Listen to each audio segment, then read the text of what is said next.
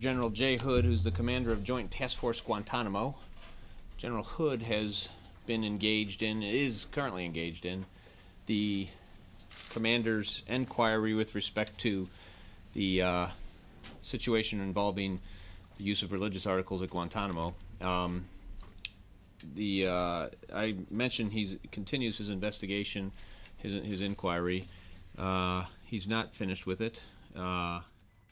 It's not our normal practice, nor will it be our normal practice in the future, to offer interim results of our inquiries, but under the circumstances of this particular inquiry and what occurred as the result of the original story, we thought it was appropriate to do our best to provide such information as we can at a point at which we've got some understanding of exactly what we know. There's more we'll learn, and when we learn that and when we complete the inquiry, we'll provide it. General Hill was up on the Hill this afternoon speaking to the defense committees, provided them some detail. And with that, I'll ask General Hood to make his remarks, and then we'll be happy to take some questions. Thank you, Larry. Good afternoon, ladies and gentlemen. My name is Brigadier General Jay Hood, and I'm the commander of the Joint Task Force at Guantanamo Bay, Cuba. Since March of 2004, it's been my privilege to command the men and women from across the services who are executing this vital mission in support of the global war on terror. These men and women are some of the finest troopers that the military has to offer. They are highly trained and dedicated to doing their jobs and serving their country with honor. They are honest, hard-working Americans who are sacrificing time away from their friends and loved ones, fulfilling their obligations to this great nation and our ongoing war on terror. For the last 12 days, we have conducted an extensive inquiry into the allegations concerning mishandling of the Koran.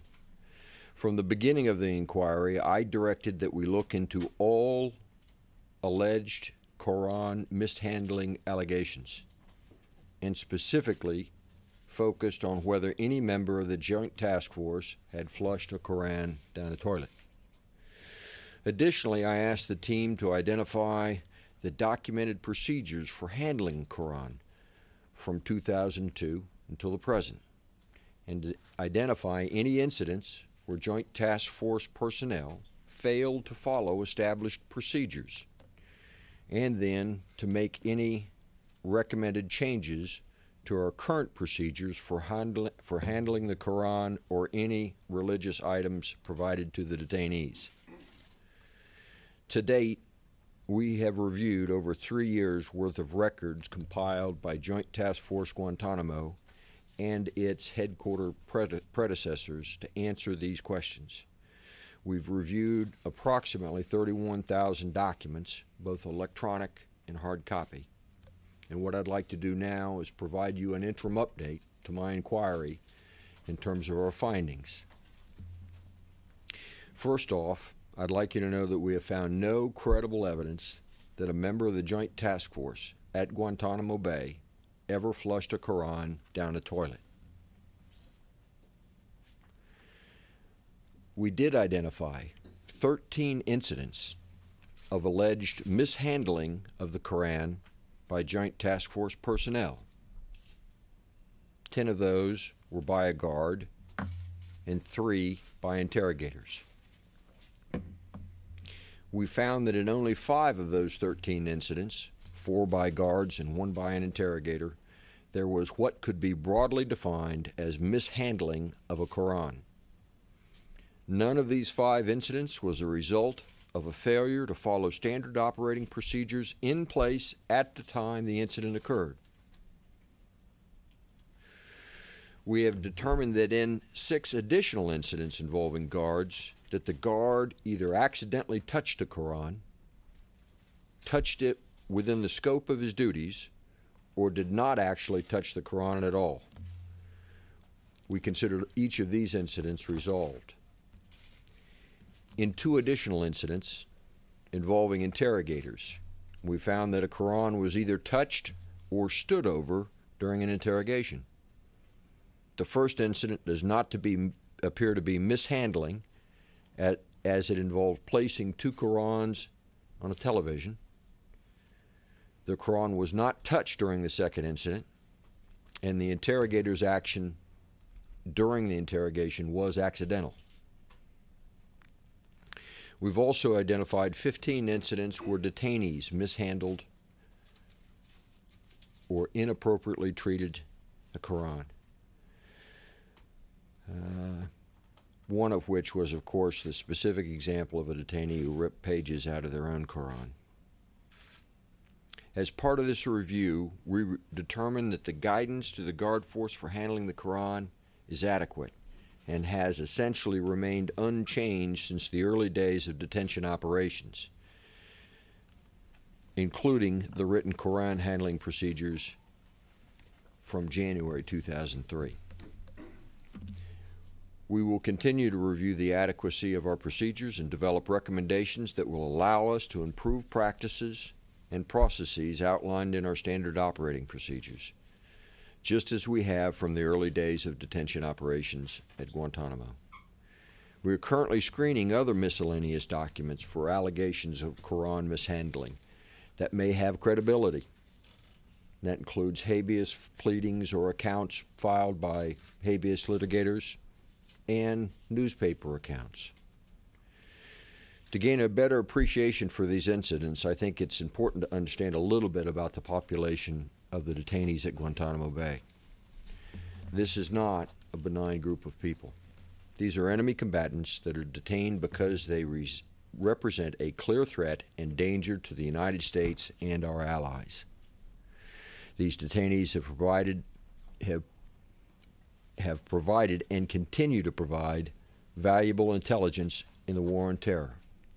The information gathered from detainees at Guantanamo has undoubtedly saved the lives of U.S. and coalition forces abroad, and that information has also thwarted threats posed to innocent civilians at home and abroad. In closing, I want to assure you that we are committed to respecting the cultural dignity of the Quran and the detainees' practice of faith. Every effort has been made to provide religious articles associated with the Islamic faith, accommodate prayers and religious periods, and provide culturally acceptable meals and practices. That concludes my prepared remarks, and I'll be happy to take any of your questions. General, could you please describe the incidents of mishandling the Quran? What exactly was done by U.S. personnel to the Quran? And also, can you say how many people you interviewed as part of the investigation? I'm not going to discuss each of those specific incidents until this investigation is closed, and then I'll provide it through my chain of command. General, Yes, what is your criteria of mishandling the Quran? Is this criteria based on a religious measure or military measure? A little bit of both, sir. First off, mishandling is any time that one of the established procedures for handling the Quran is violated. But those procedures were developed and are based on religious sensitivities associated with the Holy Book. Okay, and what are the procedures that you are going to take against those guards and interrogators who mishandled the Quran? I'm not going to discuss each of those incidents or any actions that may have been taken or may be taken until we've completed the report. Yes, sir. You mentioned right off the top that you found no credible evidence that anyone flushed a Quran down a toilet. Yes, sir. I'm not sure whether there were any flushed toilets there in the beginning, but setting aside the word flushed, were any of these incidents involving Qurans that were placed in waste buckets or devices that were used for handling waste? Yes, sir. None of those that we found were. Now, I think it's important to note that in a ACLU FOIA request, a summary of an investigation or a summary of an interrogation conducted by FBI personnel at Guantanamo Bay in July of 2002 indicated that a detainee had reported to the interrogating agent that the guards in the detention facility did not treat him well, that their behavior was bad, that about 5 months ago this guard beat detainees and that they flushed a Quran in the toilet.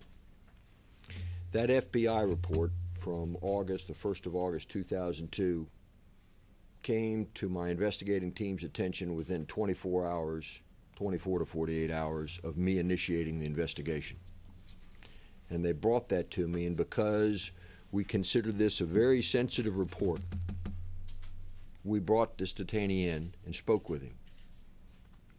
This detainee was very cooperative with us, and we discussed with him broadly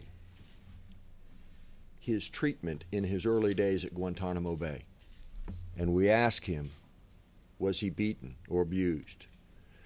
Explaining that we were interested in making sure that we are doing things right. And we had a very good conversation with him where he said no, that he wasn't beaten or abused, but that he had heard rumors that other detainees were. We then proceeded to ask him about any incidences where he had seen the Koran defiled, desecrated, or mishandled. And he allowed us how he hadn't, but he had heard guards at some other point in time had done this. He went on to describe to his interrogator that that was a problem that was only in the old camp. I believe he meant referring to Camp X-Ray. That the guards and the detainees well understand the procedures that are used for us to look at a Quran today. So he's saying he wasn't an eyewitness to any incident like that where the Quran had been mishandled. That is correct, sir. He'd heard that it happened to other people. Did you ask him whether he had stated that in that particular interview, the first interview to the FBI? No, sir, we didn't. We did not go back to speak to a detainee who was going to return to this population about a specific incident or interview with law enforcement officials.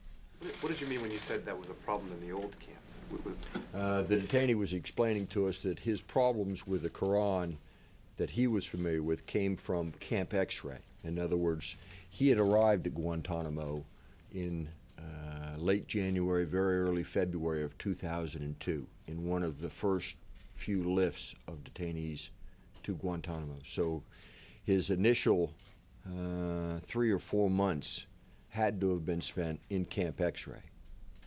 But he made no specific allegations, and he was, again, repeating, as I understood it, hearsay, which we've not been able to corroborate. That's correct. Was that the only allegation involving a toilet? So that you uncovered in your inquiry? that is the only incident in which any reference to a toilet has been made so far.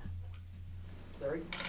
General, I'm curious, even if you won't discuss the specific cases of mishandling of the Quran, can you tell us broadly whether any of them were part of a process to intimidate, rattle, or work the detainee to make him softer for an interrogation? No, sir. I can tell. No, sir. I can tell you they were not. Sir? You said that in the 5 cases, the 4 guards and the 1 interrogator, that could broadly be defined as mishandling. It was none of them were the result of the failure to follow standard operating procedures. But if they're following standard operating procedures, how could a mishandling occur? What you'll see is that there was a significant period of time at the very beginning of operations in Guantanamo in which there were not written guidelines and SOPs laid out for the specific procedures to handle a Quran. So each of those occurred before that January '03 document came out? Not all of them. One of them occurred since then and did not violate the policy with regards to the SOP, with regards to the handling of the Quran, but did violate another policy. Mr. Rita, as Department of Defense, are you going to present your apologies to the Arab world? For what? For the cases? We've talked about this. What the general's talking about primarily, and when we've got something to announce, we will. But we're talking about, for the most part, inadvertent mishandling. I mean, it's very important to understand that. I think this mishandling, I mean, in the Arab world is a big story here. We've tried to be very careful understanding the procedures, and I think that we feel very good about the way in which the policies were established down there to be extremely careful with the handling of the Quran, and we've published those policies. We've made them available to the press, and when inadvertent mishandling has occurred, steps were taken to ensure that the policies remained appropriate, and that's the state that we're in right now. So we feel that, I think it's safe to say that the policies and procedures down there are extraordinarily careful, and they're, as I said, policies that we've released, and people can judge for themselves. But I think people will see that it's the atmosphere down there is one of great respect for the practice of the faith by the detainees. So, Well, if I could ask, even though you don't want to talk about the specific incidents, I wonder if you could characterize broadly for us the kinds of things we're talking about and whether any of them repeated themselves. In other words, was there something that happened several times that would suggest a pattern? No, sir, I do not believe so. In the incidents that I described in which the Guard Force was properly conducting their duties, there were several of the incidents that were similar. In those incidences, a touching of the Quran may have been accidental, or they may have been performing their duties appropriately, and several of those were similar. The 5 in which I indicated there may have been some concern over handling of the Quran, each of those, I think, was fairly distinctly different. Were those deliberate mishandling, in other words, the 5? I want to make in 3 of the cases, very likely. Can you give us any example, just so we have some idea of what In what 2 of might the have cases, very likely accidental. Yes, sir. Sorry. Can you give us any example, though, of something that might have happened so we can understand a little better what constitutes mishandling? I think it's really fair if we go ahead and complete the investigation first, and then we offer that to you. I've gone through these in great detail with a lot of folks, and I think that's probably the best way to handle this.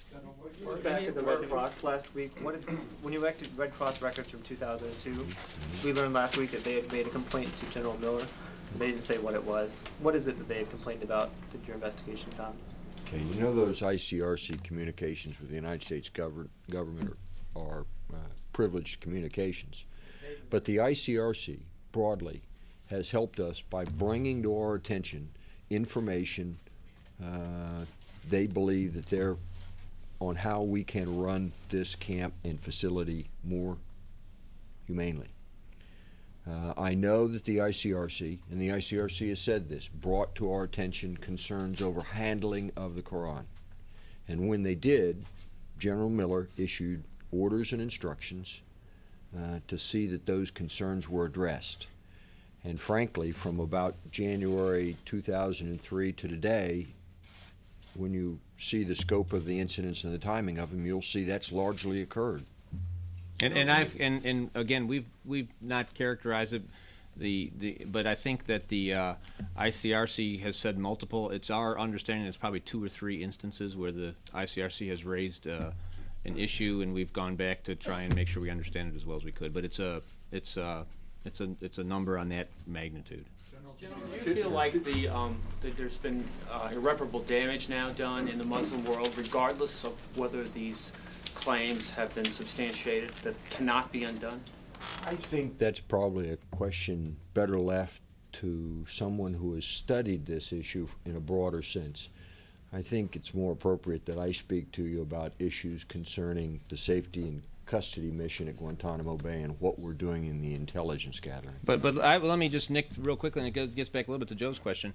That's why we feel it's very important to make sure that people understand the degree to which the procedures down there are infused with this caution, because the original story left a different impression, and impressions matter. We're in an environment where people react to impressions, and so what we're trying to make sure people understand is that the impression they ought to have is that the guards, the interrogators, the command down there have been extraordinarily cautious, and yet there have been instances where inadvertent mishandling has occurred or other types of mishandling, and we're going to understand those better and make sure that the procedures themselves are addressed as necessary. But again, we would certainly feel confident that the procedures themselves are infused with a great deal of caution, and that that we're very confident that that's the way that the people that are responsible down there are handling this with a great deal of caution. To that end, has there been, or General, has there been any punishment doled out to any of the guards or interrogators in the 5 instances that you were talking about earlier? Yes, there has, in 2 of the cases specifically, but what I would prefer to do is wait until this thing is complete to make that clear and what actions were taken. General, were they, when these incidents were first reported or first came up, were they investigated and were people punished at the time, or were they regarded as not credible and therefore not investigated? I think part of the latter, sir. I think in several cases, I have recorded each of these incidents because I sought to get to every place we saw anything which indicated anybody had ever done anything wrong involving the Quran as a religious item for the Islamic faith. And so several of them may not have been fully investigated. At least one of them, I don't know enough about it to say that it ever actually occurred. But it is my belief that it has, and so I have accepted it as a credible event. So the 2 disciplinary actions that you mentioned, yes, sir. Are those recent disciplinary actions or? One of them was, sir. One of them, and it was essentially for it'd be a lot easier if I could tell you exactly what each of the events were, and you'd probably be a lot happier. But it was an inadvertent action by a member of the security force, and he was removed from his duties on that site and given other duties, and I'll leave it at that. And it did occur recently. But again, it involves, again, inadvertent mishandling, but one that was deemed sufficiently, again, with the caution that the commanders are trying to establish, that it's inadvertent, but move them to another set of duties. And the other was some time ago? Yes, sir, it was. Can you give a sense of the over what period of time these incidents occurred? Did they occur mainly in the first year and a half of operations at Greatest Guantanamo? number of the incidents recorded, sir, happened in the first year and a half of Guantanamo Bay's operation. Following up to that, specifically with the FBI and the document that mentioned the Koran in the toilet, was that investigated at that time in 2002? And to what extent was it? Did the FBI alert you to that at that time, and did you do an investigation at that time? So I don't believe so. I don't believe to both questions. We don't believe we were both. alerted to it at the time, and we also have no reason to indicate that there was anything. But it turns out that there's no there. I mean, there's nothing to investigate. It would have not blown up now if it had been investigated. That's utter speculation. We don't know that. No, let me explain this to you. Okay, that time period, the date I gave you, was long before there was an SOP established on the handling of the Quran. Now that particular statement was not something that I think would have been acceptable to a leader in the Guard Force during that time period, but it's very likely that this one sentence did not come to the attention of leaders within the Joint Task Force, because these are people that kind of understood the difference between right and wrong, and this is not something we'd want to do, nor would we wish to beat detainees, as that's not consistent with our standards. But again, it is important to realize we're talking about what appears to have been something that didn't actually happen, based on the detainee's own acknowledgments. Let's return to what this detainee actually said on your May 14th re-interview of him. Are you saying that what he said is that he had heard rumors that a Quran had been placed in a toilet, but had never witnessed it? No, sir. What that detainee told us was he had not seen that happen. With regards to the toilet, what he had heard was that there were others who had mistreated or mishandled a Quran. Was a toilet involved? A toilet was not involved. There were no toilets in it. So, at any rate, nor did he give any indication of that. I think we're going to have to move it along, so maybe we'll take one more Sort of question. a big picture question for you. Is this a meta question? Could It be is. considered a meta question? what kind of a shadow, if any, or what kind of a burden do you work under, especially at Guantanamo Bay? Because decisions that were obviously made before you came in, and certainly above your pay grade, where it's outside the boundaries of the Geneva Convention. It seems to me that you're sort of working against an assumption in much of the world that there are rights violations going on there, as opposed to a place that would be covered by Geneva Conventions, where the assumption would have to start out with that they wouldn't be. So could you, does that have any effect on the work that you're doing or the investigation, or do you feel like you're kind of starting out sort of behind the 8 ball and having to prove that you're not violating people's rights? Actually, I don't think so.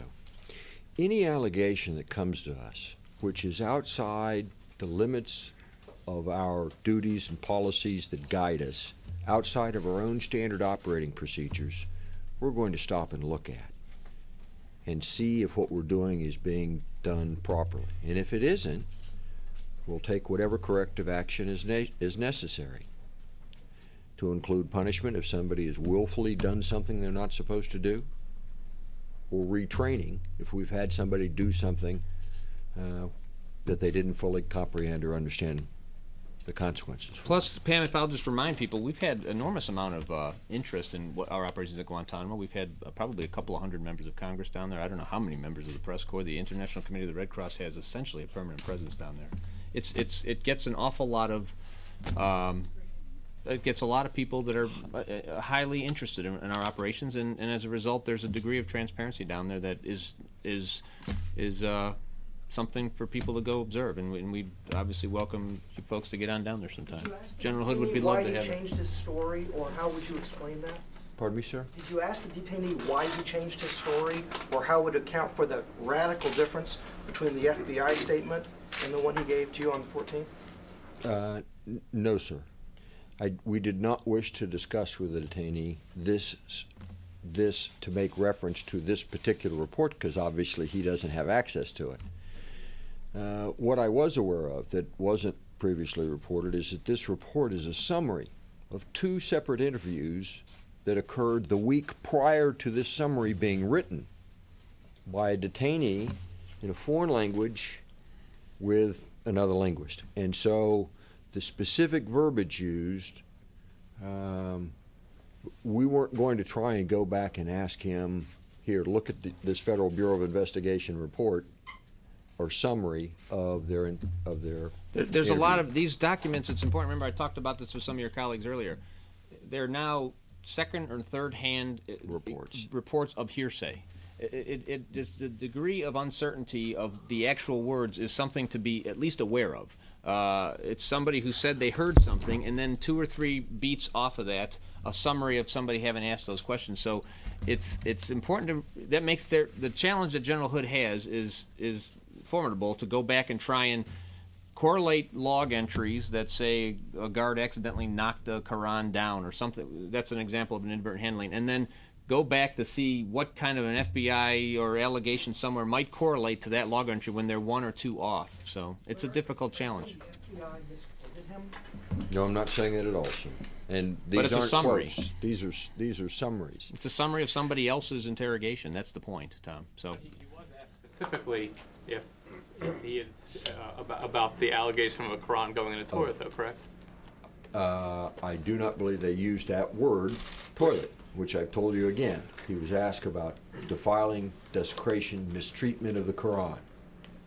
And there are... So he was not directly asked the question of whether he witnessed a Quran being placed in a toilet? I think we've explained it. I think I've said that. No, and it's specifically to match that statement. No, we did not do that. Thanks a lot, folks. Thank you. Thank you, General. Okay. Thanks. A lot of toilet going on.